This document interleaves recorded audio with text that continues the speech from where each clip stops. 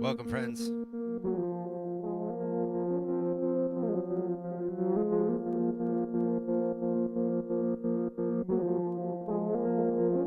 Welcome to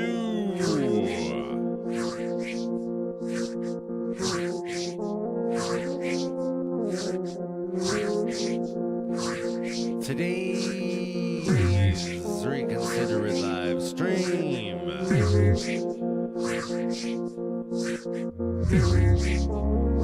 Best live stream you're gonna see all day.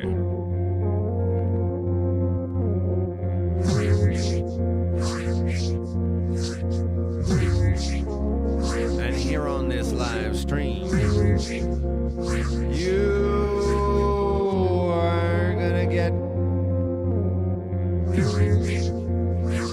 a very nice hour of some improvised live looping.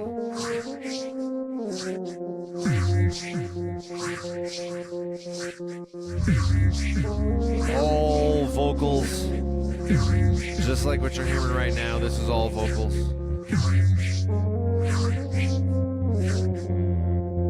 Gonna be building up the beat some more over the course of the next hour with you.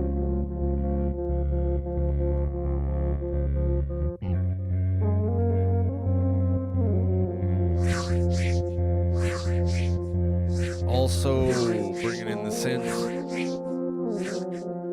We're going to be playing around, man. We might even be talking about stuff. Who knows what's going to happen in this very excellent studio session. It's called Tinker Time.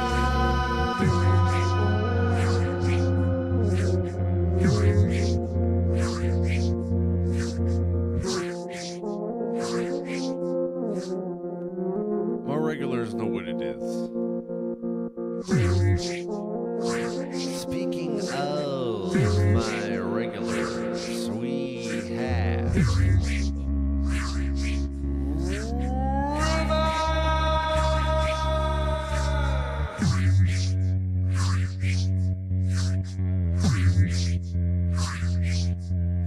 Plus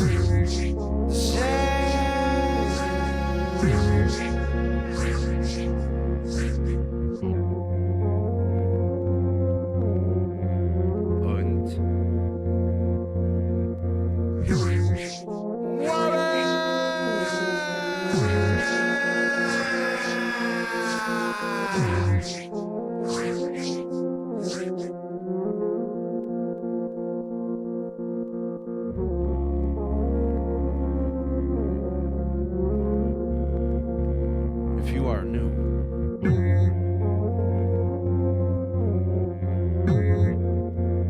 if you are new to the Reconsider It live streams, welcome! You made the right decision joining us. We want you here.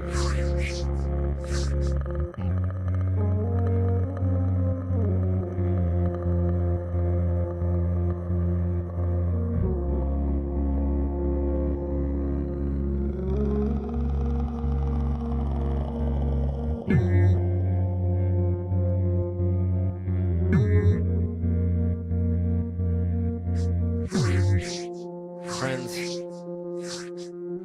at this time we are in a warm-up phase. We are just getting the blood flowing.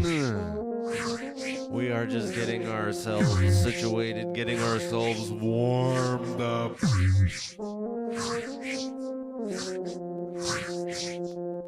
And here in this warm-up phase, I need to celebrate. I need to celebrate you.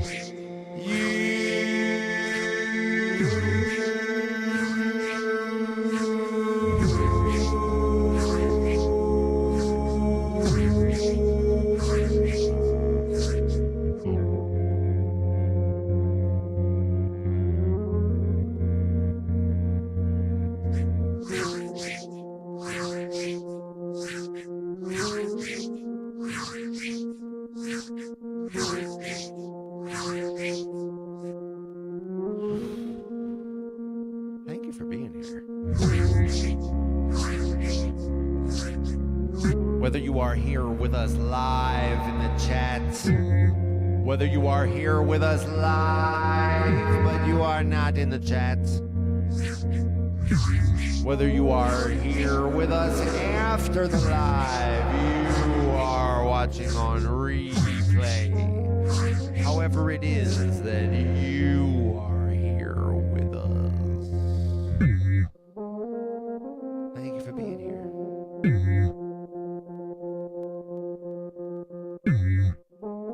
I am going to celebrate you at this time in this way. I have got my drink. I'm going to count to 3 and I'm going to clink.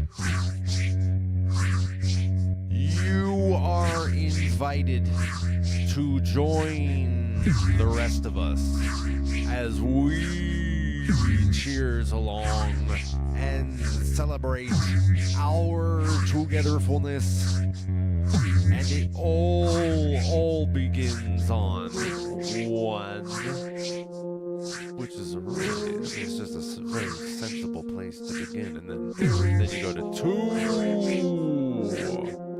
which is exactly the place you would go, and then 3.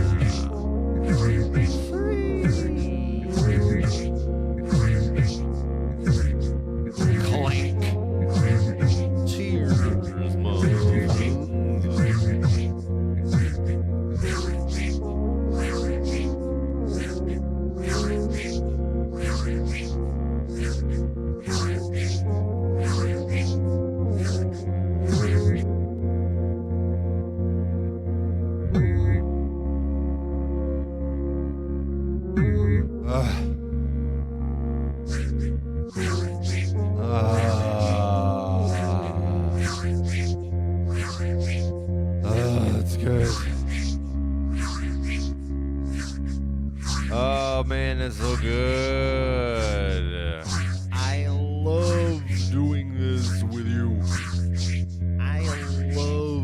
connecting with you in this way.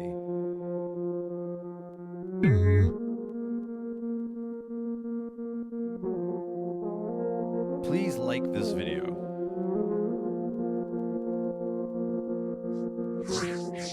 Please subscribe. Please share this video where it would be well received.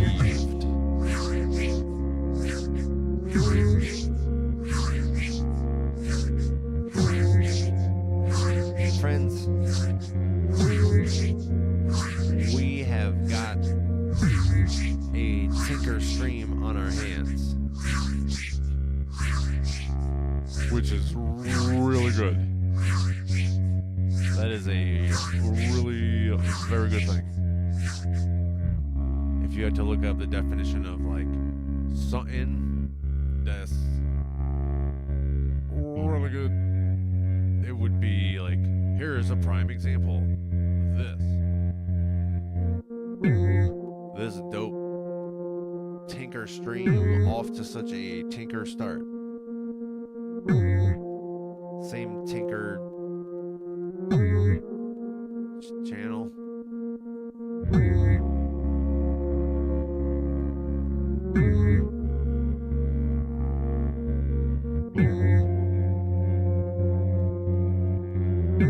The man Jack is gonna get the first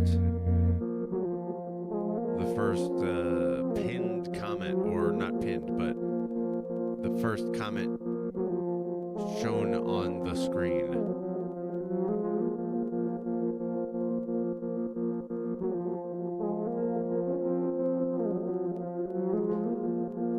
Normally, I'm a little I'm not really capable of assessing properly which of my beats is nailing it versus which are not. Usually my sense of that is, you know, maybe a little better than random chance, but not terribly accurate. However, this one I was like, whoa, this is gonna be a good stream. So thank you, Jack.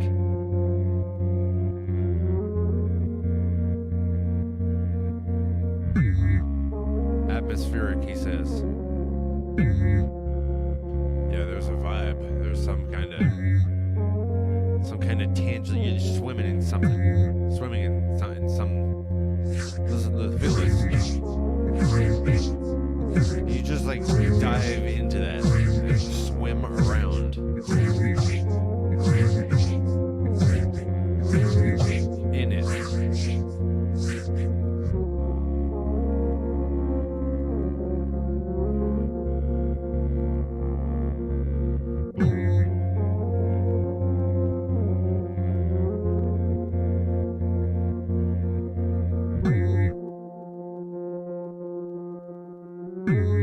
So,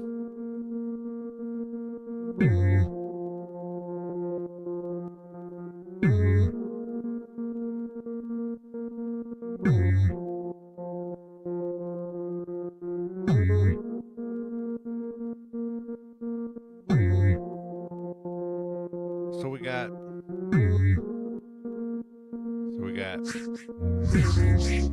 got a tinker stream. And I gotta start building up this percussion first. I don't have to, but I fully intend to.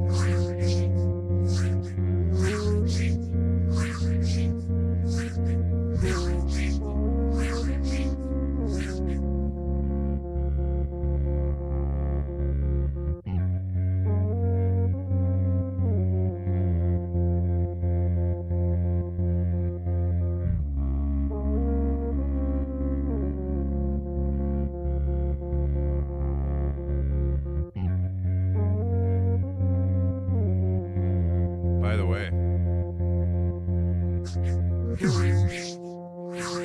you may or may not have noticed. If you noticed this, I would have been, not only would I have been, but right now, as I say this, I will be, I continue to be impressed with you.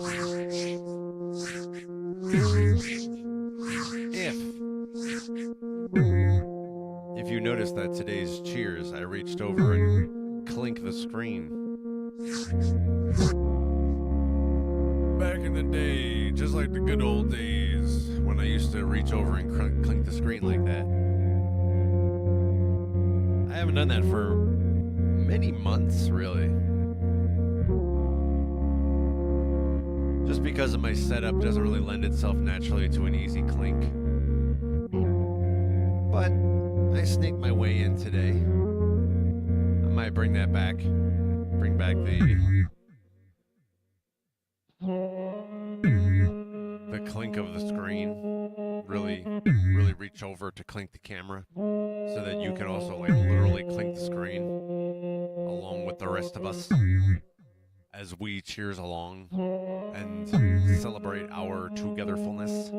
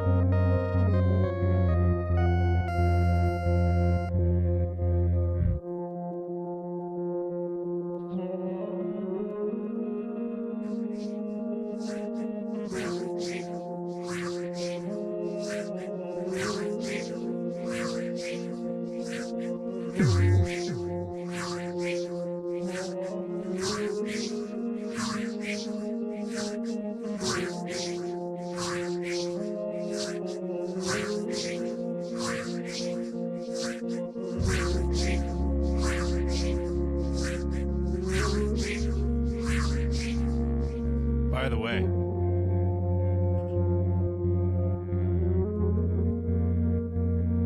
did you ever hear me share the saltine challenge?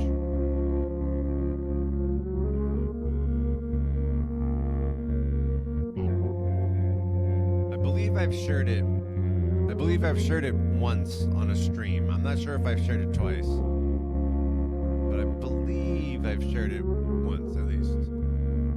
So you may or may not have caught that. But here's the saltine challenge. And just to give you a heads up, this is legitimately challenging. Challenge is definitely fits to this. The saltine challenge is as follows. Eat 4 saltines in under 60 seconds. Or, if you get it in precisely 60 seconds, then we can argue over that. 60 seconds and 0 milliseconds. We can argue whether that counts, if that happens to be your score. But, aim for under 60 milliseconds. Oh, I'm sorry. 60 seconds. Aim for under 60 seconds. Under 60 seconds is the thing. Can you eat 4 saltines in under 60 seconds? You can't have anything else. You can't have anything on the saltines. You can't have something to drink. Just 4 saltines and nothing else. Under 60 seconds. That's a saltine challenge. I don't think I've ever done it. For some reason, I want to half remember that I might have. But that totally could be me having a false memory. By the way, are you familiar with false memories?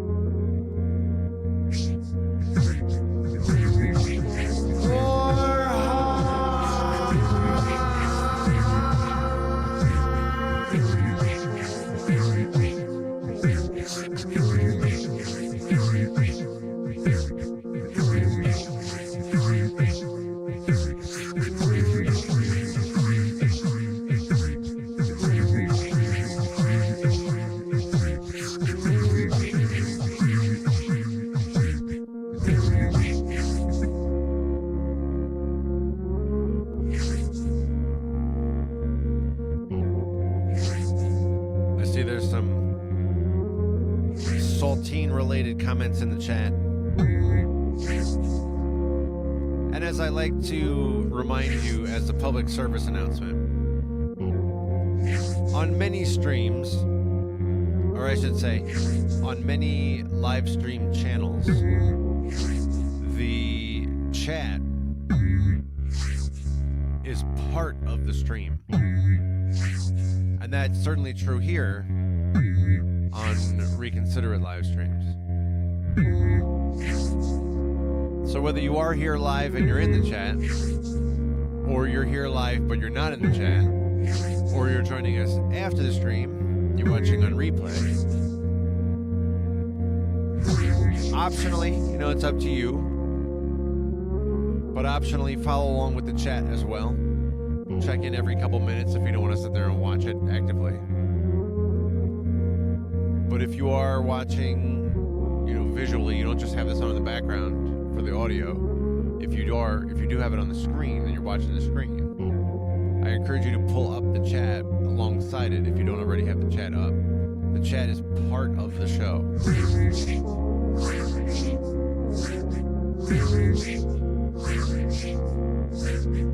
And there's some saltine related chats going on right now.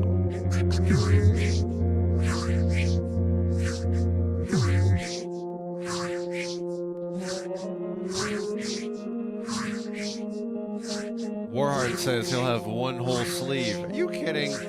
The whole sleeve? Get out of here. That'll take you like an hour. I don't know how many there are in there, but it'll be a while to have an entire sleeve. Oh my goodness. Could you imagine actually doing that? Did Warheart say smash? Yeah. Warheart says smash it up. Smash up an entire sleeve of saltines. Oh my goodness.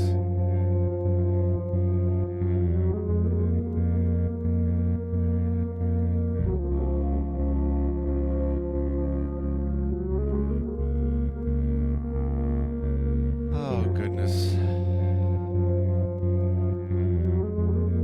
Yeah, it'll take a while. At least like probably 20 minutes or something. That'll be my guess. Whoa. Drop the bass, man, fast on that one. Jack says, I'm gonna throw some saltines on some tomato soup. You know what I like? I didn't always like this. This is something I came to like, I don't know, not too long ago. Maybe like within the past decade. But that is having grilled cheese with tomato soup.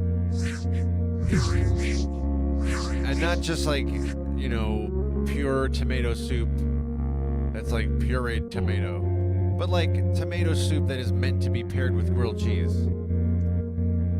which includes some kind of cream component, and it has whatever, you know, complementary flavoring that's part of the soup.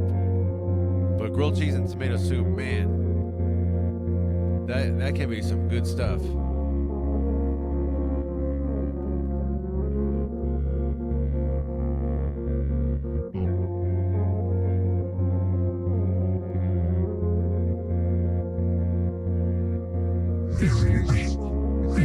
Trust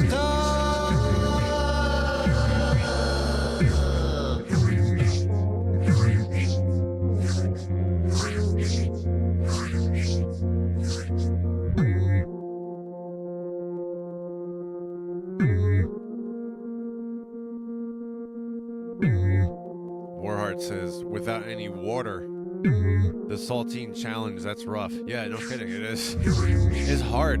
If you just hear, you know, the first time you hear someone tell you the saltine challenge, you're like, yeah, whatever. 4 saltines in a minute, I could push it. It sounds like, you know, not challenging at all. It's like, well, you don't want me to eat 6? I could have a saltine every 10 seconds on average. It's like, what? No, you cannot. You 0% can do that. I don't care if you're like the saliva, you know, champion of the planet. You have some kind of like mega X-Men, you know, saliva generating powers. You are not going to have 6 saltines in 1 minute. That is 100% not going to happen. That is 100%, 0% going to happen.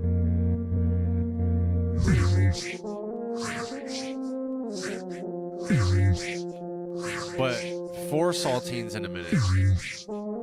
I think that one is like on the edge of human capacity. I do not doubt that there are people who can do it. I'm not sure if I've ever seen someone do it. I might have. This is something we did in school at the university. Not like, I don't mean like competitively all year round. There'd be saltine challenge championships. Although, think of how incredible that would be. Think of how that would evolve our entire culture and ultimately our species. But it is something that, you know, I've seen some people try. And it's tough. I don't know. I'm not ruling out that I may have seen someone do it and I just don't recall it. That does seem like that could have happened. But I don't think, I don't recall seeing anyone do it. If you're able to do it, that'd be impressive. And I would not believe a video of you doing it, because you could manipulate the video. You really did it in like 1 minute and 10 seconds, but then you sped up the video just in subtle ways, and and you found spots where you could speed it up even a little more. So now it looks like you got it in, 54 seconds or something.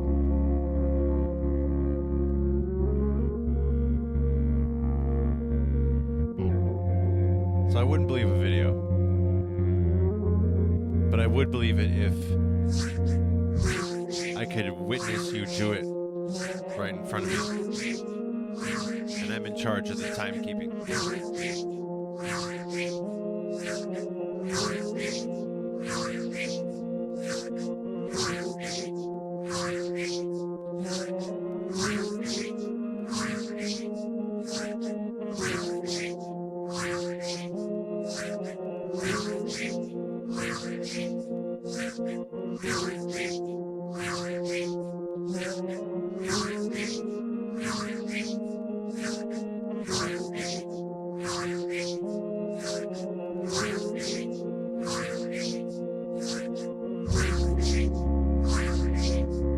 I see also in the chat there is a Marmite related discussion going on,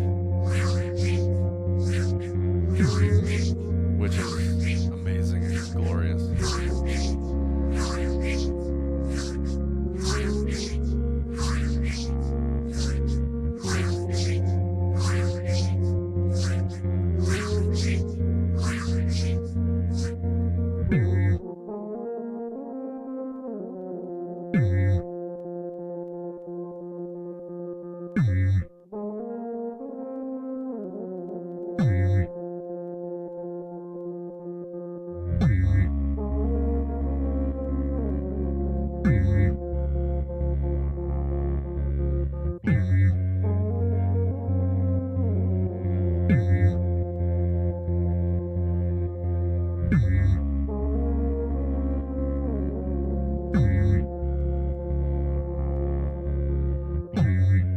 Jack started a description about Marmite and did not complete it in the chat. My guess is that's intentional and it's meant to be humorous. But Jack says, I heard that if you put Marmite on a steak and then you leave it in the fridge for 5 days and then you wipe it off and barbecue it, and then there's no follow-up to that.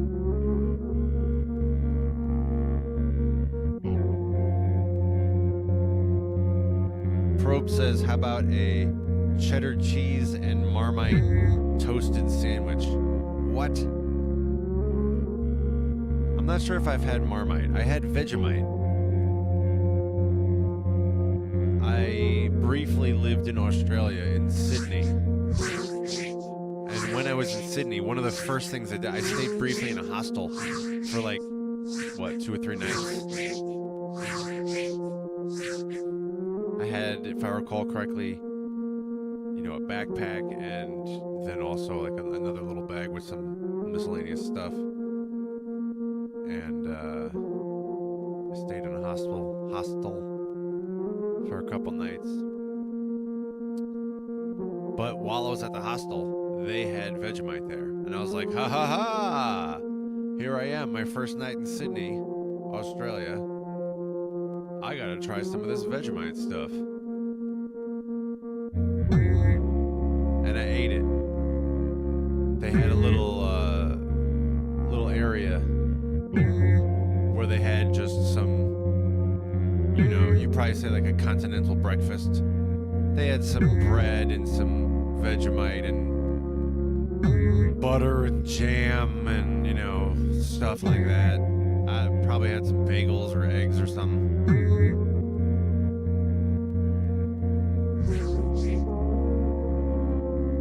But like I said, I had some of the Vegemite.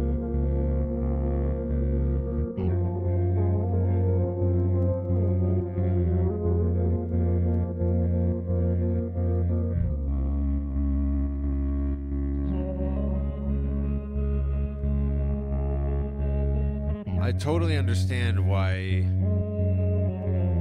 it is a topic of controversy. And I also totally understand why it's a meme. I totally get it. If you have not ever had Vegemite, or I guess Marmite, which I believe, correct me if I'm wrong, but I think they're in the same category of guess, condiment, you would say. If you've never had some of it, some Vegemite or I guess Marmite, you should definitely try it. Consider getting the smallest available container to start.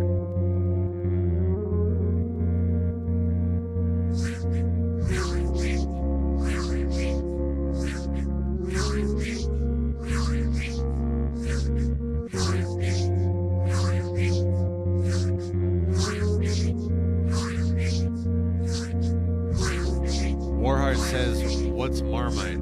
Oh my, this is also gonna get pinned on the screen. Warhard wins the award of that one. Not pinned. Pins means something specific on YouTube. I mean, just displayed on the screen. What's Marmite? I 0% am able to tell if Warhard is genuine in that versus is playing into the meme.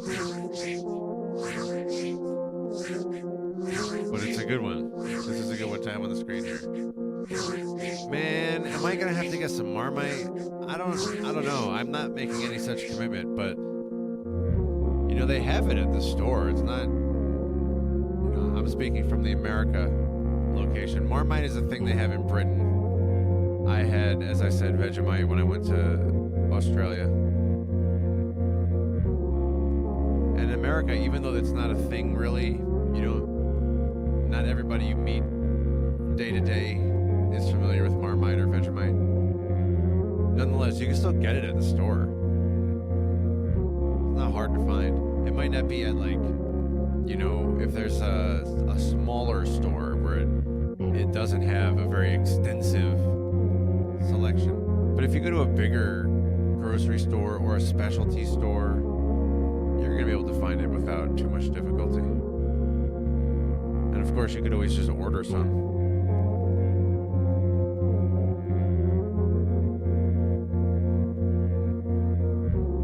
Probe says Marmite is the food of the gods.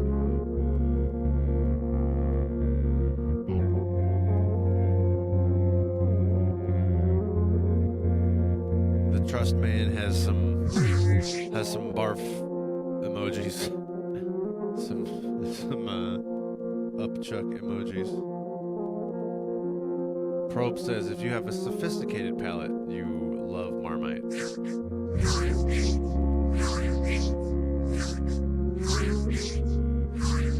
Maybe. I don't think I have a sophisticated palate myself. My sense of taste and my sense of smell, which I understand are actually the same sense, question mark.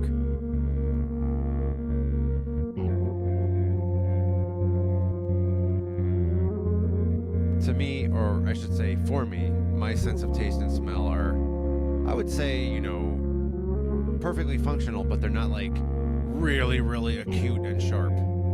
I do have really, really an acute and sharp hearing, and I have pretty sensitive sense of touch. My sense of vision is, you know, not bad, but it's more than just the, what would you say, like the acuity, the eyeglasses acuity. I don't know. I might be using completely the wrong words here. Beyond that, I have, I would say, pretty good visual processing, even beyond just, you know, 20/20 vision or whatever.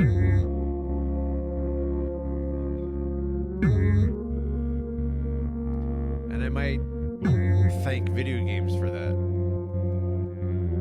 since I played video games as a youth. Oh, you know, I was thinking about playing video games tonight, actually. I wanted to play a little bit in my Metroid game. I'm in the middle of, from the Wii, on the Wii console. I'm in the middle of playing Metroid Prime 2. Echoes. Echo.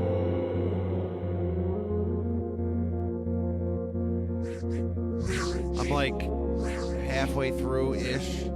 Might be 30 or 40%, plus or minus, whatever. And it occurred to me earlier before the stream. I was like, oh, you know, I should play that a little bit. It's been a little bit since I played that. Maybe I'll play after the stream. What time is it? What time is it? Looks like we're just over an hour on the stream. I still got another loop to do. I should put that together. I still have to get caught up on the stream, though. Last I saw here, we're talking about Probe saying Marmite is for the sophisticated palate. You want a sophisticated palate? Listen to this. You're gonna like this one.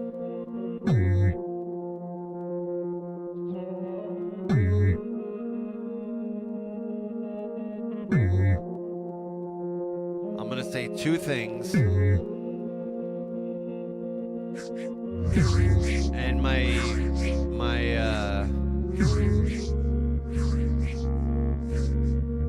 where I'm going with this is that you put these two things together. You just like take them, plomp, and take a bite, and just both of them together like that. And they are the following. Some sharp cheddar.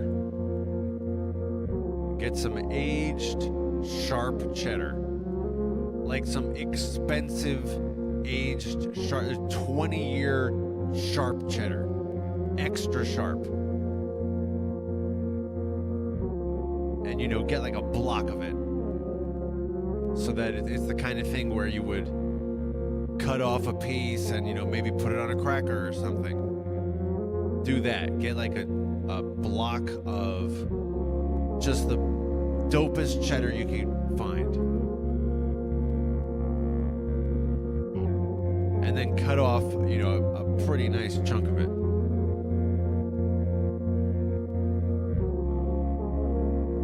I don't want to say a saltine size, but, you know,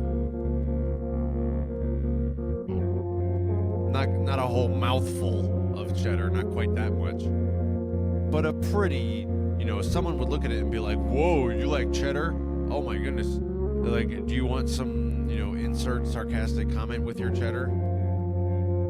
A big piece of, you know, cut, get a chunk of cheddar. That's the first thing. And I mentioned to you that there's two things. Two things that you're going to pair together. So you're going to pair this chunk of cheddar with something. It's going to be something of some kind.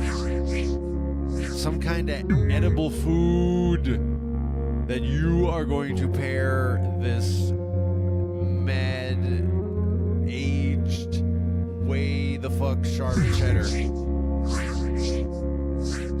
And what is it? What are you going to pair it with? Well, here it is, my friends. I'm happy to tell you.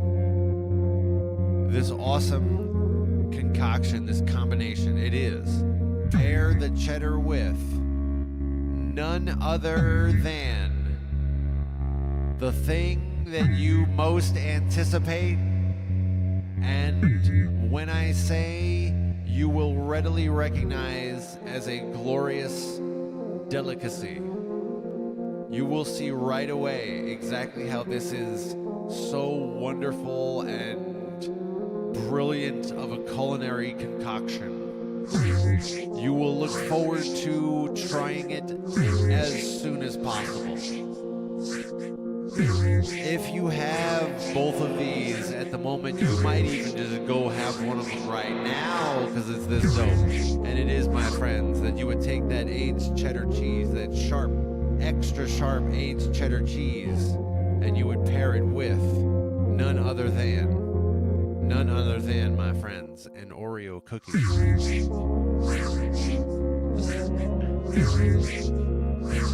An Oreo cookie.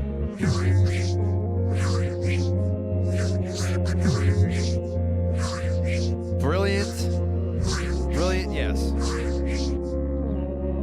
A delicious, wonderful delicacy, yes. Yes, it is. It is that. Is it so amazing and wonderful that you have to be concerned about whether you're going to eat too much of it? Yes. It is that dope.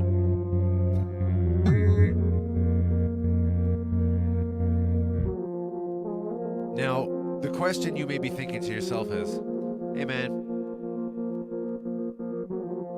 listen to this. Hey. Hey man. Hey. Hey man. Hey. Listen to this. Hey. Hey man. I am so interested in having sharp cheddar cheese with Oreos. I have an idea. Could I maximize my experience by making do with a more affordable cheddar cheese? Could I maybe get just like, a 2 or 3 year aged cheddar? Could I get away with that? Could I have a 3-year aged sharp cheddar? Still getting the extra sharp. Don't get me wrong, we're doing the extra sharp. I'm just saying purely the quantity of years because it can get pretty pricey. Can I do it with a 3-year aged cheddar, sharp, extra sharp cheddar, sharp plus with 3-year? Does it have to be like a 20-year?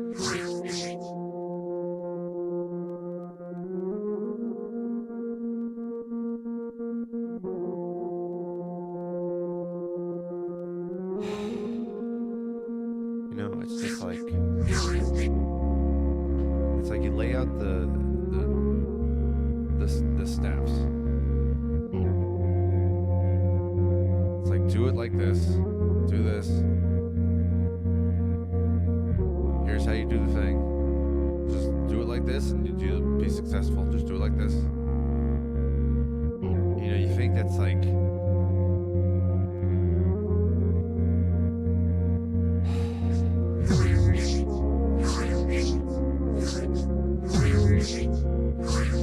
the answer is if you would like to have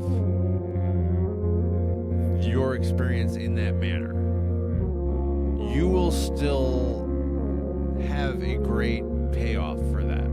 That's still true. Will you get the full experience? No, you will not. I must be very forthright with you about it. You won't get the full experience. The absolute maximum, how do you even describe the ecstasy of it? It's so, it's like the purpose of why you have taste buds.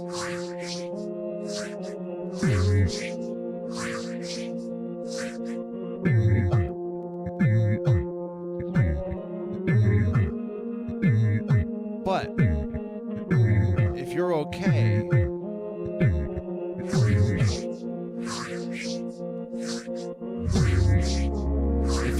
with having like a very good, a very excellent and amazing experience, one that will open doors for you and change your life forever,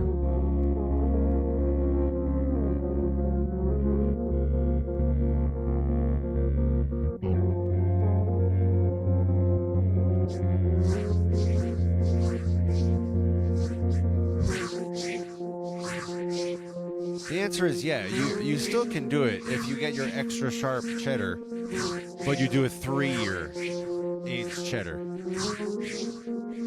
It'll still be good. But again, if you want to really do it up, and the best time to do it up is your first time, like really just celebrate and do it straight with the, choicest of the choice. The 20-year aged cheddar and an Oreo.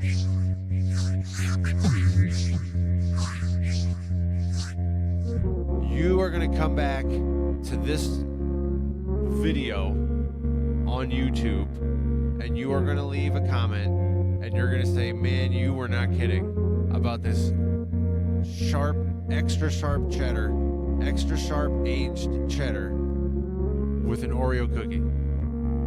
You were absolutely telling the truth about that. And I will say, see? It's going to be really cool. I'm looking forward to us being in harmonious union and like joint celebration, unified, harmonious celebration and feasting.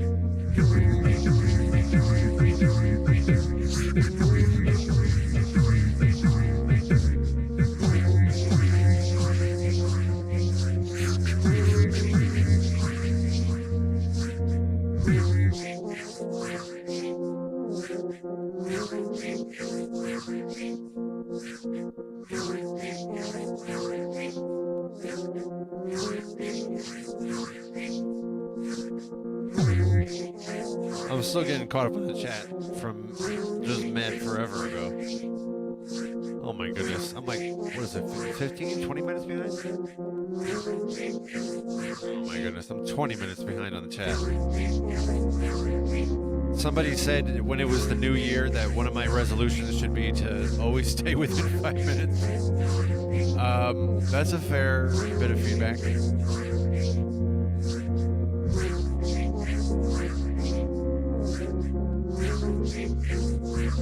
Probe says, talking about going back to Marmite, Vegemite and Marmite. Probe says that Vegemite is similar, but it's not as good as Marmite, says Probes.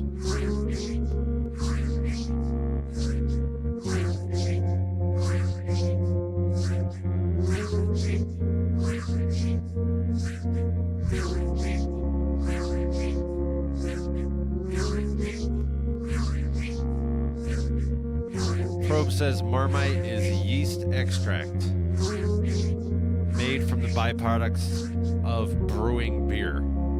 I did not know all of that. I think I knew the yeast part. I don't think I had that in recall, but it sounds familiar.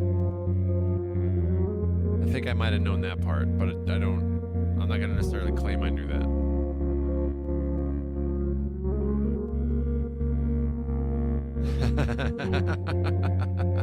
Oh my goodness, this is the best thing ever. Yeah, so from 15 minutes ago, oh man, I'm really enjoying this. This is the best. Oh goodness. Oh man, I'm very interested in. I wonder if, you know, there's a couple grocery stores around where I live. I wonder if the one that I go to regularly has Marmite at it. I remember having it on, having Vegemite on toast, as I said earlier.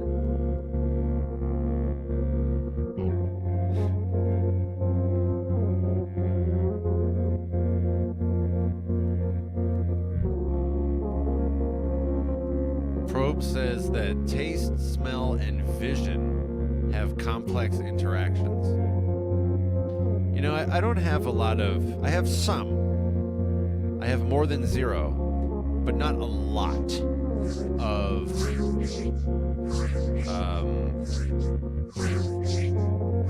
let's say like neurological knowledge about the senses. I do have some, but that's not an area where I have like very deep knowledge. I remember taking a class. I'm trying to see if I had the book over there. Hold on.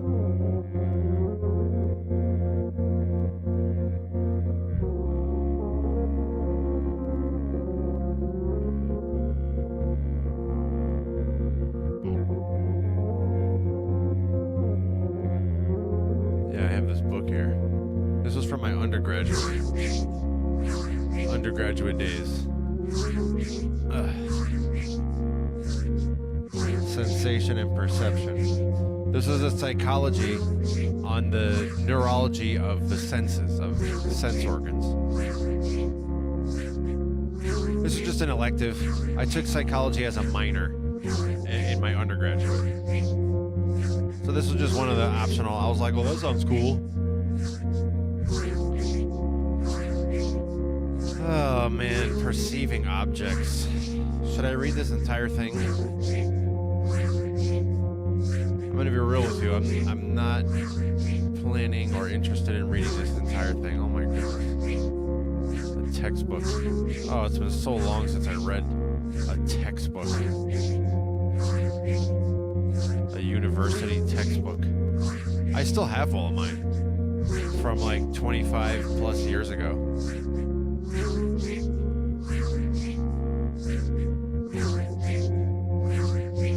You know, I shouldn't say I have all of mine, but I do have at least some of my university texts from my undergraduate. I think career is the wrong word for that, but my undergraduate, I guess, studies.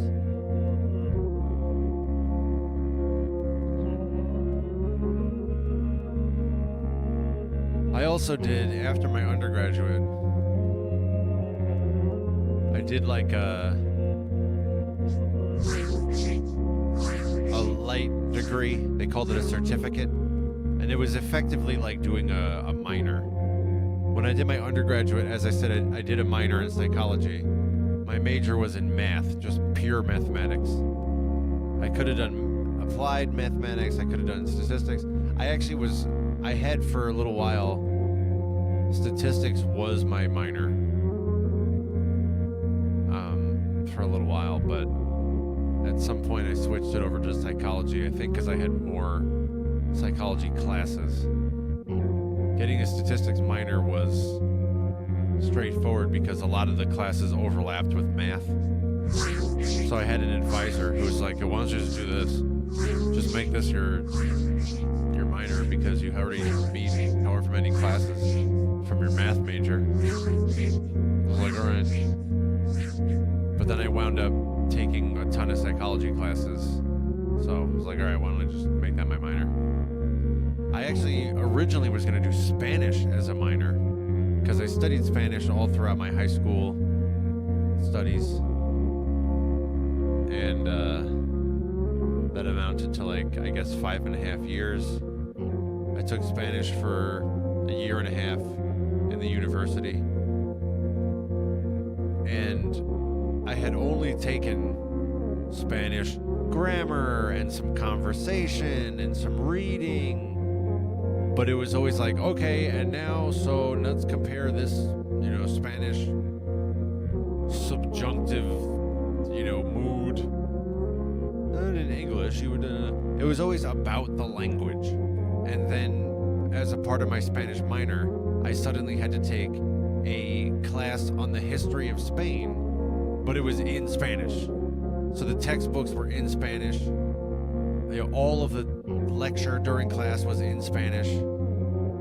It was this huge leap for me in terms of my I guess Spanish skill level. My Spanish was not at the point that I could read university textbooks and let the Spanish be my primary means of absorbing the information, and then during lecture have it be all taught. I was very quickly got to the point that I was like, oh man, I'm not gonna be able to keep up with this. And so I just and I was like, if I have to do that now and it's only gonna get more, because that was when I was like a freshman or maybe a sophomore. And I was like, if it's that much of a leap and it's only gonna get steeper from here, it's like, So I dropped the Spanish minor, temporarily statistics minor, and then ultimately turned it into a psychology minor. It might have been possible to make it a double major because I did have a lot of psychology classes. Anyway, this class on the psychology of perception was pretty cool. It did talk about like the anatomy of the eye and the ear and that kind of stuff. Maybe I'll thumb through that a little bit, that textbook.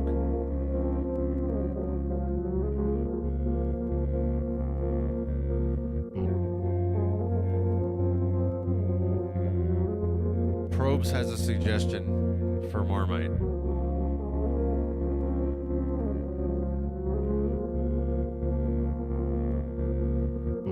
A gentle introduction to Marmite. Don't have like a heaping spoonful. But just a little bit.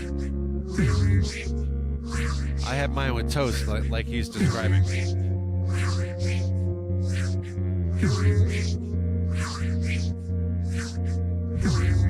Probe says country. Oh my goodness, did I just say country?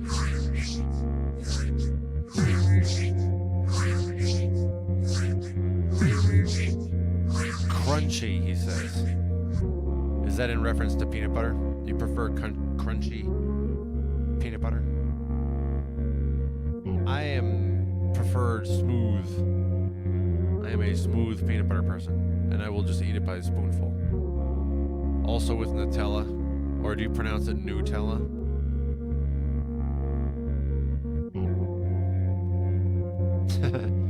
Earlier when I was talking about the cheddar cheese, Warheart says, don't say chocolate, don't say chocolate. And then I said Oreo, and then Warheart has a barf emoji.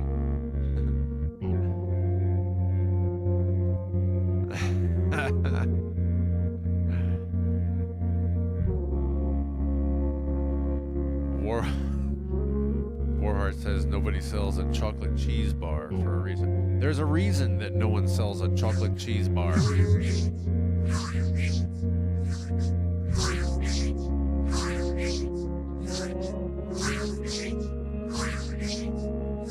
You want to know another one? You want another, really overindulgent, be careful with it because you could have too many of it. You want to know another one of those?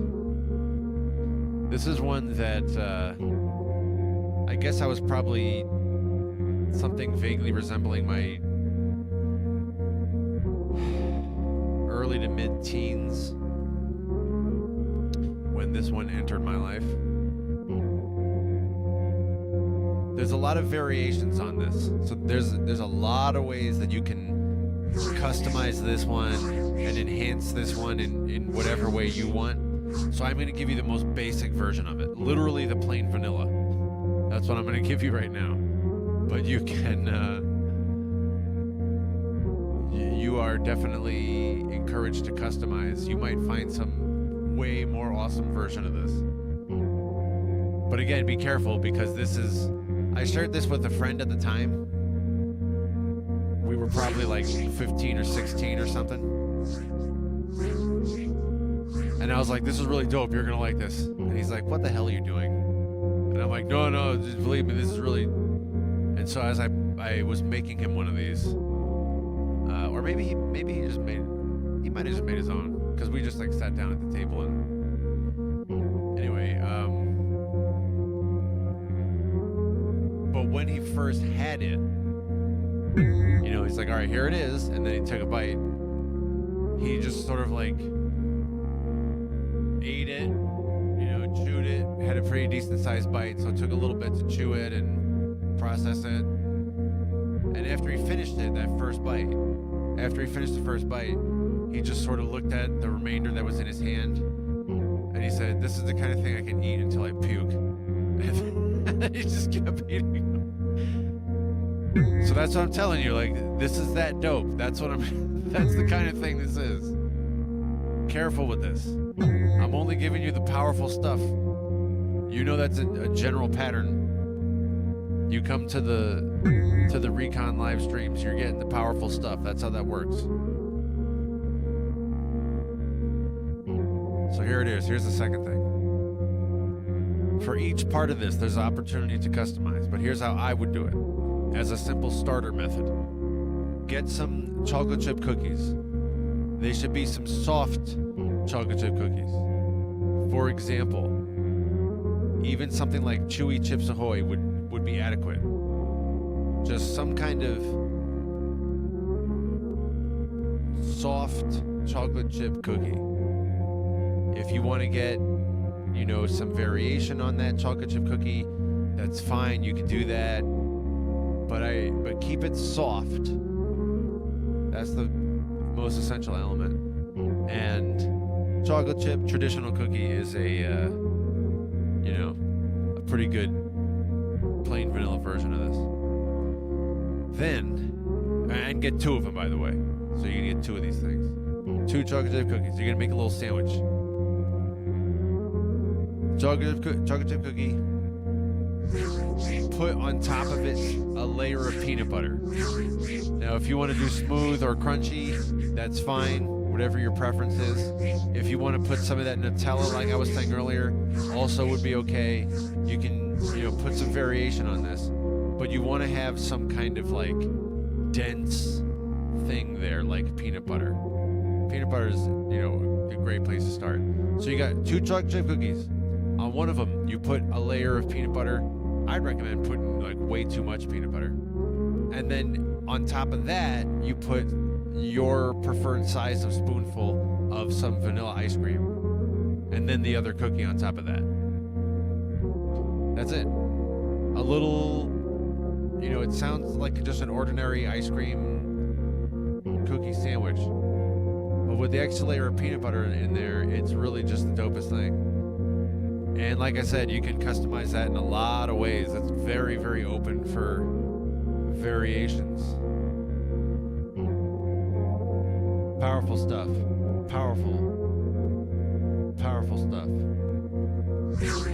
Continuing the discussion about aged cheddar and Oreos, Probe says, how about some aged Oreos? Hey, don't Oreos like stay forever? Am I wrong about that? Maybe not forever. Only honey stays forever. Honey is a never, ever, ever goes bad kind of food. It can get dry. Honey can get dry, but it never goes bad. That's my understanding. I haven't done any personal tests for 700,000 years with one little container of honey. I haven't done that test myself. But my understanding is that even honey from like archaeological digs is still good to eat. I don't know. Who knows?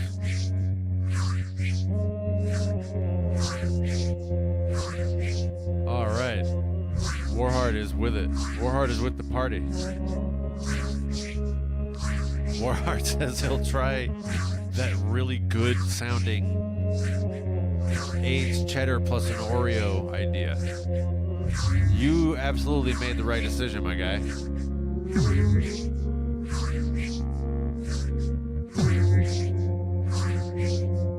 Oh man, Jack is just like bringing all of the brilliance. Look at this.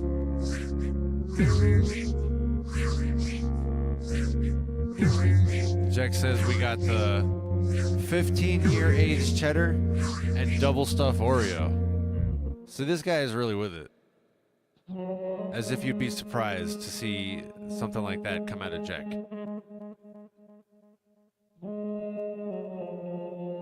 This is such an on-point take. If you can get 20-year age, that's even better. But 15-year would be good.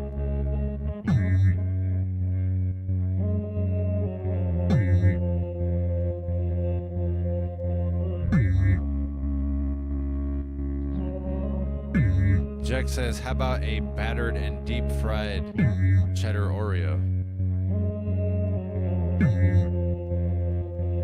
That could maybe work. Deep fried. Now the cheddar would be all largely melted, which would be potentially pretty dope.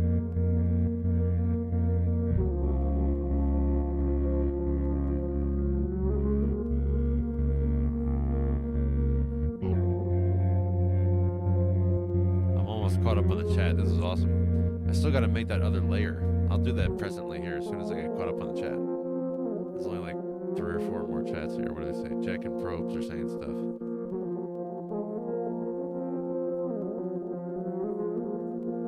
Whoa. Jack says he made a pear and date and hazelnut sticky toffee pudding tart. Oh my goodness. That's like chef level stuff there. That's like, I'm like want to sit down and rethink my life at this point.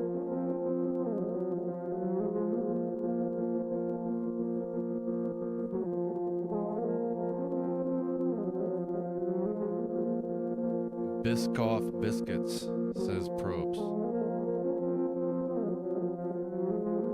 Biscoff's bread. I've not heard of that. May or may not be available in the U.S.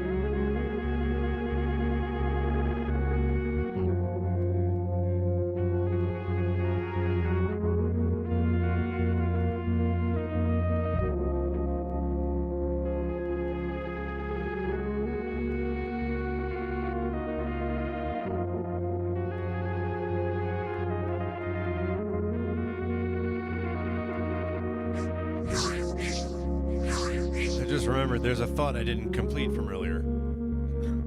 I mentioned how I got a undergraduate degree in major in pure mathematics, and then a minor in psychology.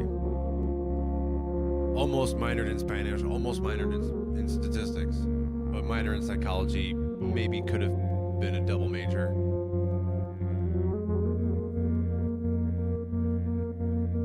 But then later, maybe like not even 10 years later, but let's say, oh, actually, you know what? Now that I'm saying this out loud, it actually was 10 years later. 10 years later when I finished it. For 3 years, while I was working full time,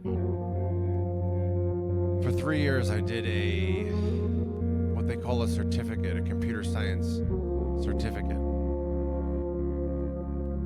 which is really just like a minor.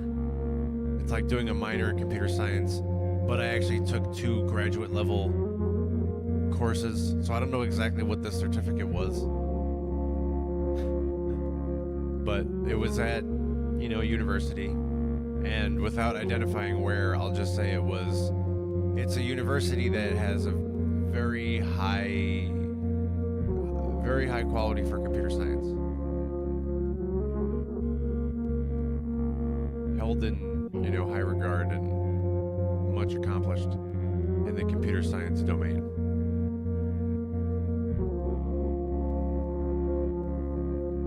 I actually had an operating systems. My operating systems professor was awesome. He was, one of the coolest professors I ever had.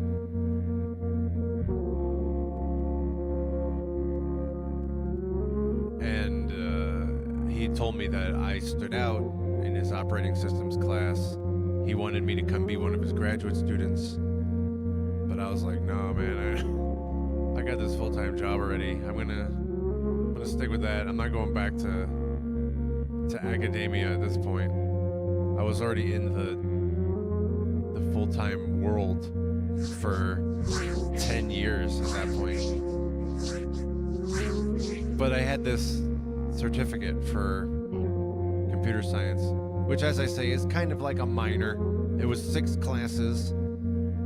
4 of them were the undergraduate level, 2 of them were graduate level. The operating systems one was graduate level. I also took a database graduate level computer science class. That one was pretty cool. Along with a classmate, I had to build I'm gonna use a lot of technical jargon here. If you're not familiar with this, that's okay. I had to build a text-based interface and also this was from just raw C++ code. From raw C++, I had to build a database that could receive, some standard SQL commands. Select statement. You want to insert some data. Not a full SQL interface, but a small subset. What did we do, like 5 or 6 functions or something? Just some basic functions. So we had to build a database, like a proper, fully functional database. Maybe not fully functional, but pretty functional. And we had to build the prompt. So we had to not only build the database, but we had to build the UI for the database. It was pretty intense. But we did it. It was really cool. I still have the code somewhere. Not somewhere, I know where it is. My operating systems class was also really intense. I was one of the top, maybe it might have been the top. I'd always been really good at academia. That was my thing. I was shocked to find that the world outside of school does not operate like a university does. It's like, this is not the same. I do not have the same level of astronomical objective success and just amazing towering over everything like I do in school. Or like I did. I mean, I don't go to school right now. But my operating systems class was also pretty intense. We had a simple operating system that was Unix-like, but it was very, very, very small. It was a teaching operating system, and we had to go into the code. We had to go into the kernel and like analyze how it's reading whatever input, processing whatever. Go into this obscure spaghetti code function.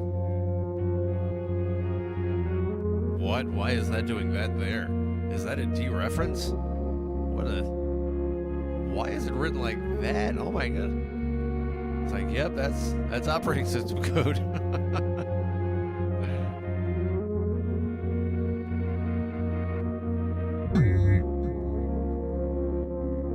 One of the final projects in that class, the operating system class, is we didn't design it from scratch, but we were given some code to troubleshoot and then build upon that. Oh, there's another cool project like that. There was something you had to troubleshoot and then fix and then build upon, where it had to do with like saving data out in a file, just like simple save operations. But you have to go handle every little part of it. But the one I was going to say, one of the final projects, it might have been the final project for the operating systems class, was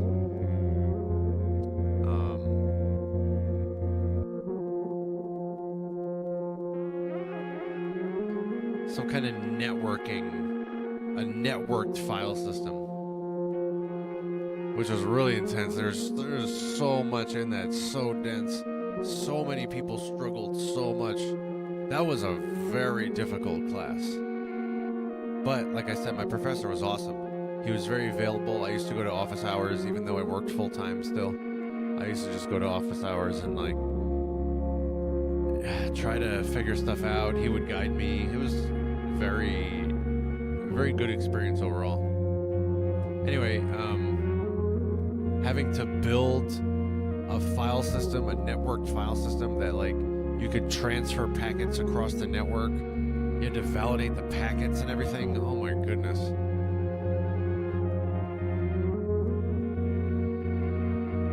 That was so involved. That was so dense.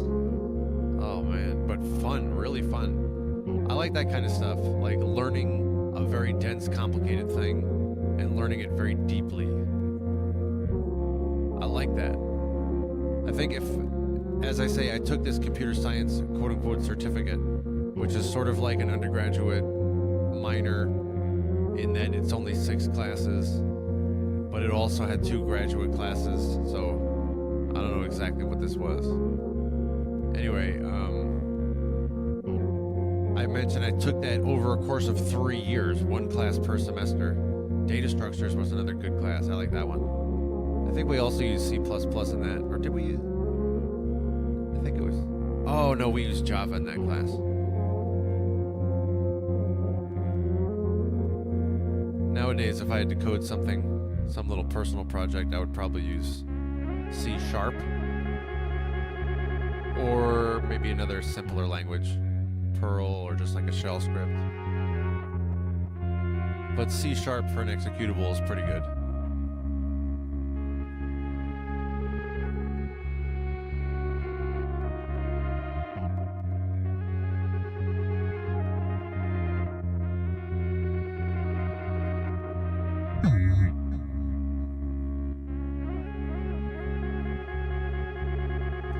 I forget what I was building up to there. There was something I was going to say there. I think it was a thing of some sort, involving some kind of stuff. It had something to do with the the courses, the database class, the operating systems class. I mentioned the data structures class, Java, C#, C++, Perl. I like Perl. I know a lot of people do not like Perl, and I totally understand why you don't like Perl if you don't like Perl. Or at least I see what there is to not like. I get why someone might not like Perl. I guess I don't know specifically why you don't like Perl.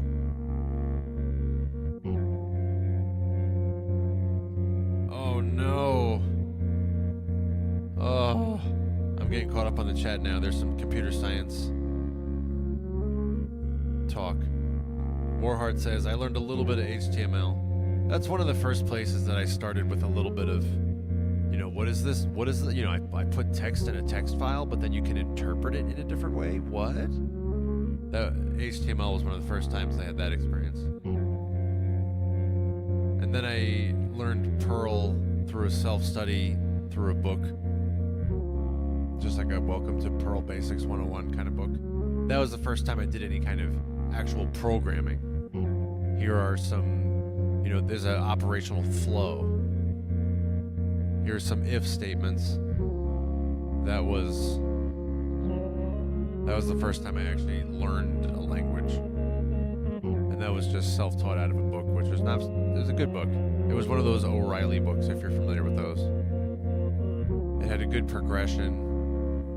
It assumed you had no background in programming, which was my case. Or which was the case for me, I should say. Well, still getting caught up on the chat here.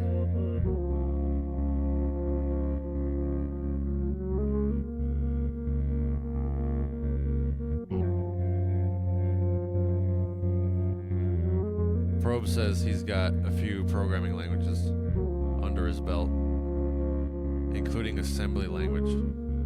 No.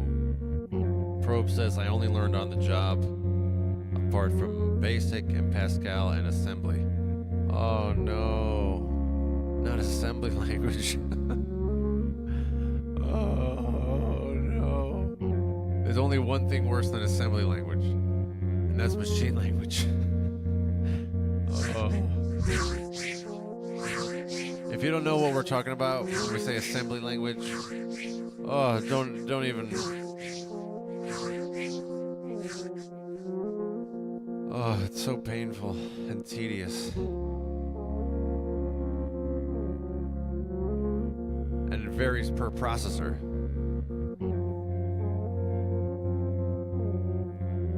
Probe says, I did assembly at the university. Yeah, that's when I did it too.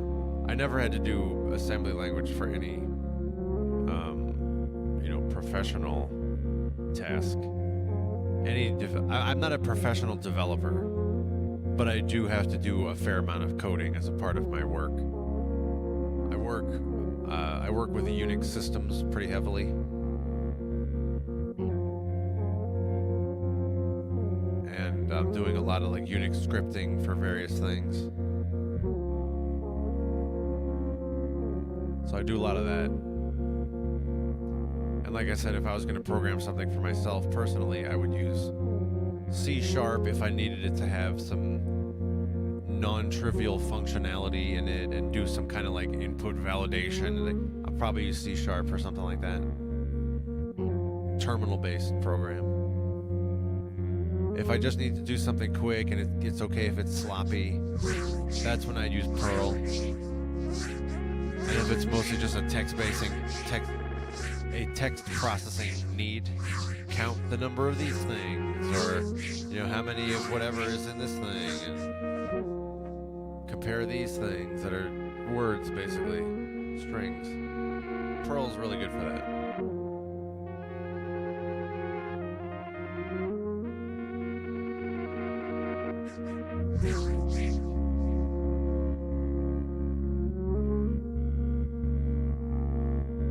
Probe says, I love Unix. Yeah, so do I. Before I used Unix in my professional life, which I've been doing for just short of 20 years now, I've been using Unix systems pretty heavily as a main focus of at least part of my responsibilities. I always talk about how I have other responsibilities as an educator and speaker and coach. Another part of my responsibilities is working with Unix systems from a system administrator perspective. So I have some expertise in that area too. I have a variety of expertises. If I were to list it all out, you might be kind of surprised the way it all stacks up. I said I speak a little Spanish earlier. I don't know if I'd quite put that on the level of a real skill. My Spanish is I don't use it day to day, so it's not only but it's also kind of like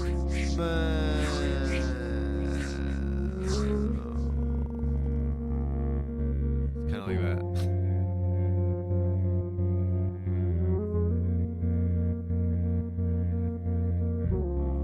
Jack has a PS1 export. I'm sure I don't know exactly what this says. I'm sure it's hilarious. PS1 is your prompt, like you're sitting there at the Unix prompt and you're going to put in some command, go to this directory and list out some files or something. The prompt itself, what it says in the prompt, that's your PS1. And that's what Jack is doing here.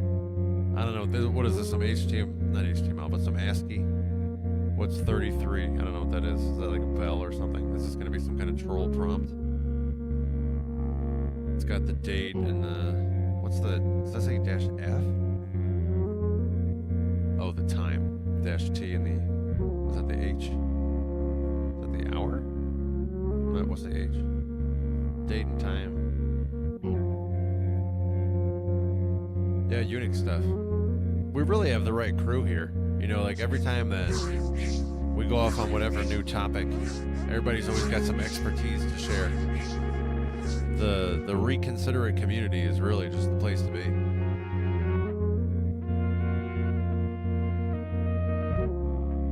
And friends, as I glance over here, I see we've broken the 2-hour mark. That's pretty good. With that in mind, I think I need to go stretch a little bit. I'd like to redesign my studio somehow that I can move more. I do feel a little stuck in this spot. I need to go move my body a little bit. So maybe I'll get one of those mics that you can just move around easily. And maybe I'll reposition some of the furniture or something. I'll have to rethink all that. But one of those mics that would let me move around easily, that'd be pretty good.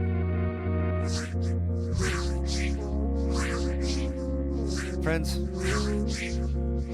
we had a really dope hangout today. This was a low intensity, just really mad chill hangout. We had some really awesome conversation about food for an extended period, including some Marmite. And it sounds like Warheart is gonna go try some Marmite and also the Oreo and cheddar.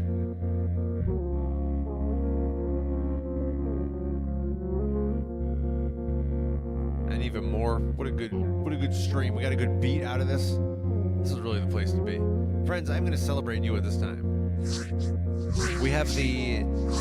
We are on our descent at this point. We're going to do the closing cheers. Grab your drink. We are doing it. Friends, I got my drink right here.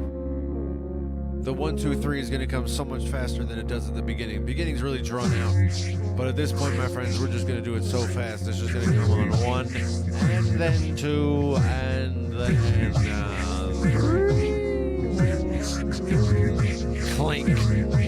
Cheers, my friends.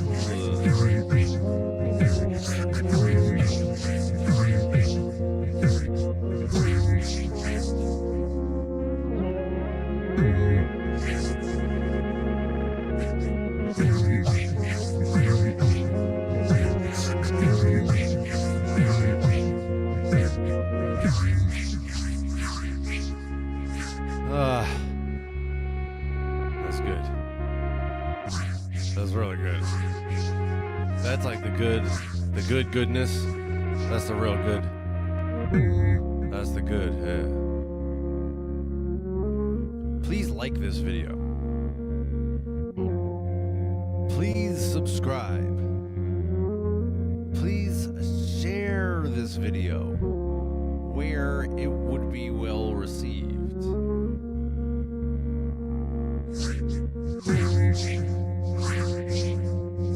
hope to see you again in the next live stream.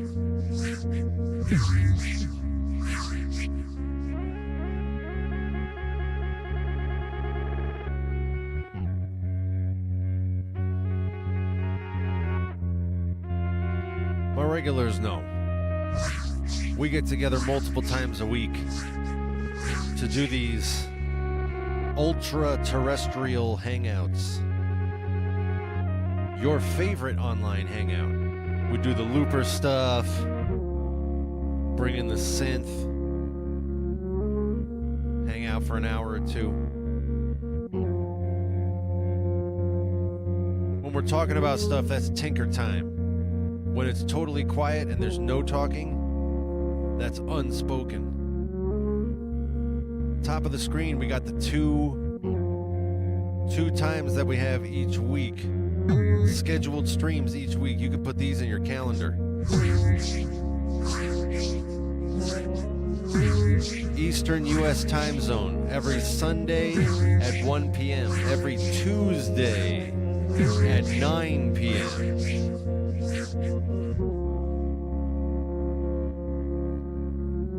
Put those in your calendar now.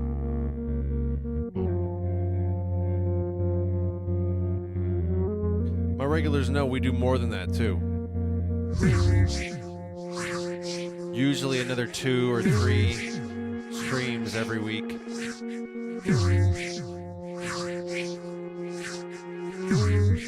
Could be any day of the week, any time of day. Enable notifications now so that you can join us for those unscheduled streams.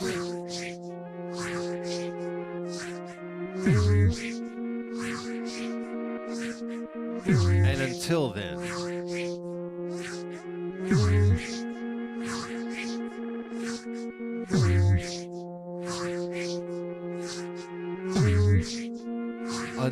then, my friends, please